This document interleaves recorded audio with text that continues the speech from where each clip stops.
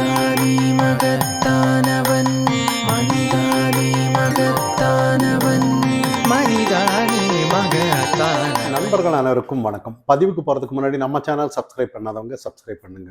அண்ணாமலை அவர்கள் திருப்பூரில் இன்னைக்கு நம்ம இராணுவ வீரர்களுக்கு அவங்களோட தியாகத்திற்கும் இன்னும் பகல்காம் தீவிரவாதியில் இறந்தவங்களுக்கும் எல்லாம் ஒட்டுமொத்தமாக ஒரு ஊர்வல தேசிய கொடி ஏந்தி போகிறதுன்னு முடிவு பண்ணி வெற்றிகரமாக முடிச்சிருக்காங்கன்னு தான் பார்க்கணும். ஒரு சாதாரண ஒரு தொண்டரா இந்த இடத்துல அவரோட அழைப்பை ஏற்று நிறைய தொண்டர்கள் கூடியிருக்கிறத நீங்கள் பார்த்துருக்கலாம்.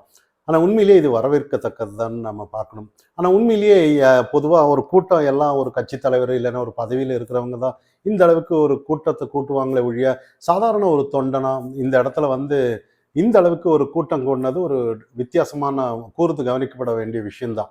இருந்தாலும் அடுத்த கட்டமாக அவர் பேசும்போது சில வார்த்தைகள் தெரியுது. இன்னைக்கு இருக்கிற இளைஞர்கள் மத்தியில் இல்லை ஸ்டூடெண்ட் மத்தியில் நிறைய பேர் சில்ட்ரன்ஸ் வரும்போது அவங்க மத்தியில் ஒரு இராணுவனா என்ன, நம் நாடுனா என்ன, தேசபக்தினா என்ன, இராணுவத்தில் சேரணுங்கிற ஒரு ஆசையும் வருங்காலத்தில் மக்கள் மத்தியில் இல்லை ஸ்டூடெண்ட்ஸ் மத்தியில் எல்லாம் வரணும். நிறைய அவங்க தியாகத்தை சொல்லி கொடுக்கணும் அப்படின்ற மாதிரி அதான் நிறைய விஷயத்த சொல்லி இருக்கிறாரு. அதாவது மக்கள் இன்னைக்கு சிஆர்பிஎஃப் சேரணும் இல்லை இராணுவத்தில் சேரணும், நிறைய இந்த மாதிரி நாட்டுக்காக நாங்கள் வரணுங்கிற மாதிரி நம்ம இந்த மாதிரி பேரணி கண்டிப்பாக வரணும். தேசபக்தி வளர்க்கக்கூடிய சில இந்த மாதிரி ஒரு நிகழ்வுகள் உண்மையிலேயே பெரிய ஒரு மாற்றத்தை கொண்டு வருன்ற மாதிரி அவரோட நோக்கம், அவரோட பார்வை கொஞ்சம் வித்தியாசமானது தான். எல்லாம் நாங்களும் அரசியல்னு சிலர் சென்னையிலலாம் நடந்தது, நாங்களும் தேசபக்தி தான் கொடி ஏந்தி நிறைய பண்ணதெல்லாம் நம்ம பார்த்தோம் அரசியலுக்காக. ஆனால் இது அரசியலுக்கு அப்பாற்பட்ட விஷயமா தான் நம்ம இந்த இடத்துல பார்க்கணும். அடுத்ததான் அமலாக்கத்துறை இடி ரைடு போயிருக்காங்க. அதாவது டாஸ்மாக் அதிகாரி விசாகம் வீட்டுக்கு. பொதுவாக ரொம்ப நாள் மார்ச்லேருந்து இந்த டாஸ்மாக் ஊழல்னு சொன்னாங்க, நிறைய 1000 கோடி மோசடின்னு சொன்னாங்க. எங்கே எதுவுமே ஒரு ஊழல் சொல்கிறாங்க, எது எல்லாம் சொல்கிறாங்க, ஒரு கைது காணோம், எதுவுமே காணோன்ற மாதிரி மக்கள் மத்தியில் ஒரு பரபரப்பாக இருந்தது. ஆனால் உண்மையிலேயே டெல்லி தலைமை அதான் இந்த ரிப்போர்ட்டெல்லாம் போய் வர்றதுக்கு கொஞ்சம் டிலே ஆயிடுச்சுன்னு நம்ம பார்க்கணும். அதுக்குள்ளார காஷ்மீர் இந்தியா பாகிஸ்தான் வார் வந்துருச்சு. உண்மையிலேயே கொஞ்சம் டிலே ஆனது நம்ம கூர்ந்து கவனிக்கப்பட வேண்டிய விஷயம்தான். இப்போ இன்னைக்கு காலையில் நேரத்திலேயே விசாகன் வீட்டுக்கு சிஆர்பிஎஃப் போய் வீடை ரவுண்டு கட்டிட்டாங்கன்னு செய்திகள் வருது.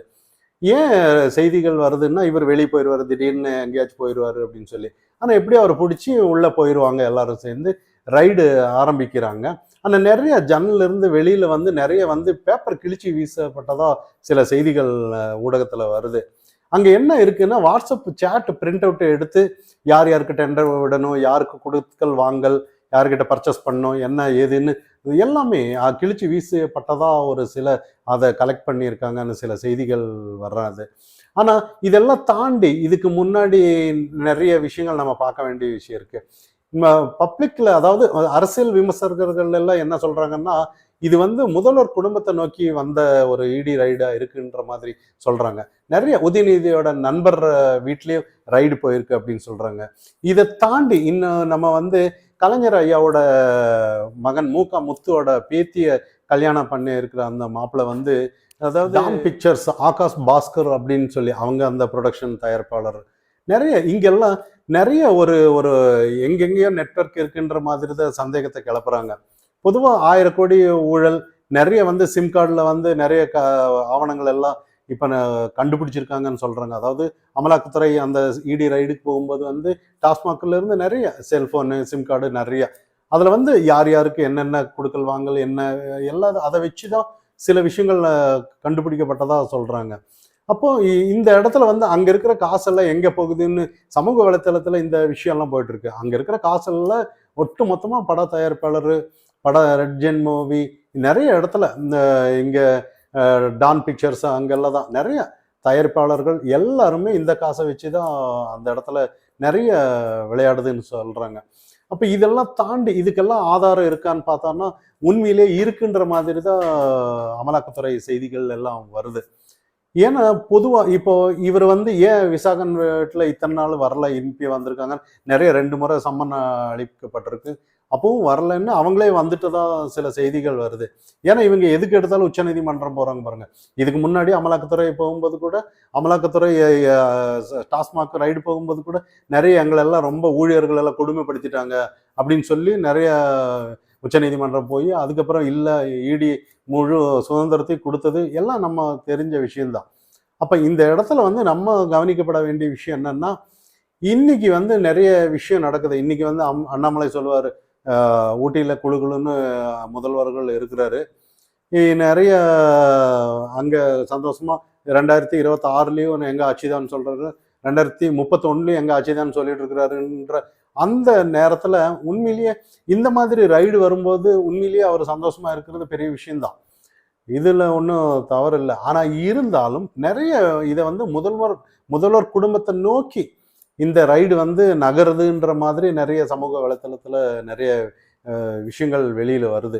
இதெல்லாம் தாண்டி இன்னைக்கு வந்து இதெல்லாம் இந்த ரைடு இன்னைக்கு வந்து ஊடகத்துல ஏதாவது இந்த மாதிரி ஏதாவது ஒரு மெசேஜ் வந்துச்சா அப்படின்னு பார்த்தானா எதுவுமே இன்னைக்கு வரல. ஊடகத்துல வந்த மெசேஜ் எல்லாம் இன்னைக்கு என்னன்னா, அண்ணாமலை கிட்ட ஒரு கேள்வி கேட்டிருந்தாங்க. இந்த மாதிரி ஓபிஎஸ் டிடிவி எல்லாம் பாஜக கூட்டணி ஏடிஎம்கே உங்க கூட்டணியில சேர்ந்துட்டாங்களா அந்த மாதிரி கேட்குறாங்க. அவரு அதாவது உண்மையிலேயே ஓபிஎஸ் வந்து மேலிடத்துல வந்து மோடி ஐயா ஒரு தனி ஸ்பெஷல் இடத்துல வச்சிருக்காங்க அப்படின்ற மாதிரி சில கருத்து சொல்றாங்க.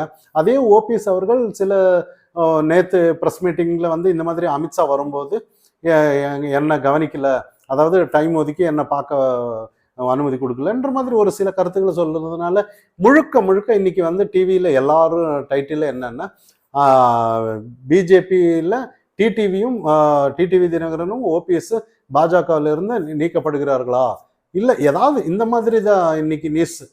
அதாவது நிறைய கூட்டணியிலிருந்து இல்லையா இருக்கா என்ன ஏதுன்னு ஒரு டிஃப்ரெண்டா தான் சில உருட்டிட்டு இருக்காங்கன்னு நம்ம ஓபிஎஸ் அவர்களையும் டிடிவி தினகரன் அவர்களையும் பிஜேபி வந்து பாஜக கழட்டி விடுகிறதா அப்படின்ற மாதிரி ஒரு ஹெட்லைன் ஓடிட்டு இருக்குது. ஆனா இந்த இடத்துல கூர்ந்து கவனிக்க வேண்டிய விஷயம் என்னன்னா, உண்மையிலேயே இன்னைக்கு வந்து முட்டு கொடுக்கறது யாருன்னா இன்னைக்கு ஊடகம் தான். இன்னைக்கு இவ்வளவு பெரிய விஷயம் நடந்திருக்கு. அமலாக்கத்துறை அந்த டாஸ்மாக் அதிகாரியே நிறைய கூட்டிட்டு போய் விசாரணை எல்லாம் உட்படுத்தியிருக்காங்க. அப்போ இந்த இடத்துல அவரோட பையன் நிறைய 2 பேர், அதாவது அந்த டாஸ்மாக் மேனேஜர் 2 பேரும் கூட எல்லாரையும் கூட்டிட்டு போய் நல்லா விசாரணை பண்ணிட்டு இருக்கிறத நம்ம கவனிக்கிறோம். ஆனா இந்த இடத்துலயும் கூட ஊடகம் இதை பத்தி எந்த ஒரு விஷயமும் பேசல. இன்னைக்கு இடி ரைடுன்னு தான் சொல்றாங்களே ஒழிய என்ன எதுக்காக ஏதுன்னு எதுவுமே இல்லை. இன்னைக்கு வந்து டிடிவியும் ஓபிஎஸும் பாஜகல இருந்து கழட்டி விடப்படுகிறதா அப்படிங்கிற ஒரு ஹெட் நியூஸ் தான் ஓடிட்டு இருக்கே ஒழிய முழுக்க இன்னைக்கு வந்து திசை மாத்துறதுக்கு ஊடகம் முயற்சி பண்ணிட்டு இருக்காங்க. இதெல்லாம் தாண்டி இன்னைக்கு வந்து நம்ம பார்க்கப்பட வேண்டிய விஷயம் என்னன்னா, உண்மையிலேயே நிறைய இத்தனை நாள் வந்து இந்தியா பாகிஸ்தான்னு ஏதோ ஒரு வாருன்னு தள்ளி வச்சுட்டாங்கன்னு தான் பார்க்கப்படணும். இன்னைக்கு வந்து மேலிடம் வந்து உண்மையிலேயே நிறைய ரிப்போர்ட் வந்து நிறைய போயிருக்கு. கண்டிப்பா விட மாட்டாங்க அப்படின்ற மாதிரி தான். பார்ப்போம், பொறுத்திருந்து பார்ப்போம். மனிதானி மகத்தானவன், மனிதானி மகத்தானவன்.